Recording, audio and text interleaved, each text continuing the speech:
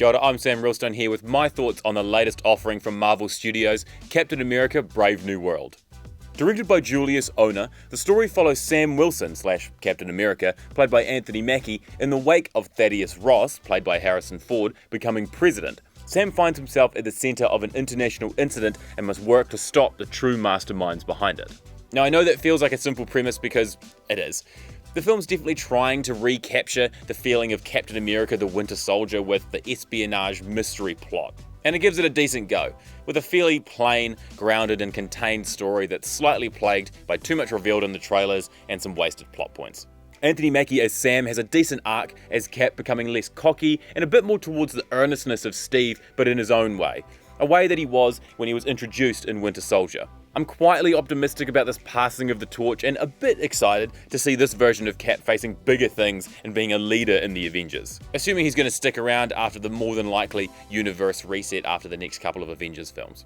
A massive standout for me was Carl Lumbly as Isaiah Bradley, an aging super soldier. Introduced in the Falcon and the Winter Soldier Disney Plus show, the character has a big emotional core in the film, and Lumbly delivers a performance full of heart, intensity, and endearing humour. Danny Ramirez as the new Falcon Joaquin Torres is great, a delightful presence that has that Peter Parker-like earnestness but definitely makes it his own. Harrison Ford replaces the late William Hurt as Thaddeus Thunderbolt Ross in a performance full of gravitas and intention. The character gets a little shortchanged towards the end, and I would have liked a little more out of him in this outing. Surprisingly, I felt there were a couple earned and tasteful cameos, which is very rare these days. As for gripes, I found it obvious the lack of theme music, or at least if there was, it wasn't a recognisable riff. There's something about the early half of Marvel releases, particularly Captain America, that had such amazing swelling themes that was really missing here.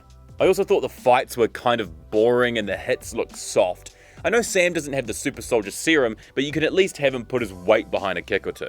This film was also plagued by reshoots, and it definitely shows. Some of the most horrific green screen you'll see, and an entire villain plot kind of tossed to the side. Don't get me wrong, that's certainly not why people are going to see the movie, but if you're going to include something, you need to make it count. And I did find myself just sort of waiting to see where this movie fits in the wider MCU of it all. It could just be a me thing, but particularly with this multiverse saga, it feels like I'm always trying to find or waiting to see the connections to the wider story rather than just letting them come at me organically. Hopefully after the next Avengers films, it'll go back to a more natural build to a big intertwined event film. Oh, there's also one post-credit scene which I definitely think you can skip if you want to. It's more of just a reminder of what's to come. So overall, there's some enjoyable performances and characters placed within a bit of a stunted plot. A good first cinematic outing for Sam Wilson's Captain America in terms of coming into his own, but little more beyond that. Though it is a recommendation, I encourage you to go out and make your own opinion.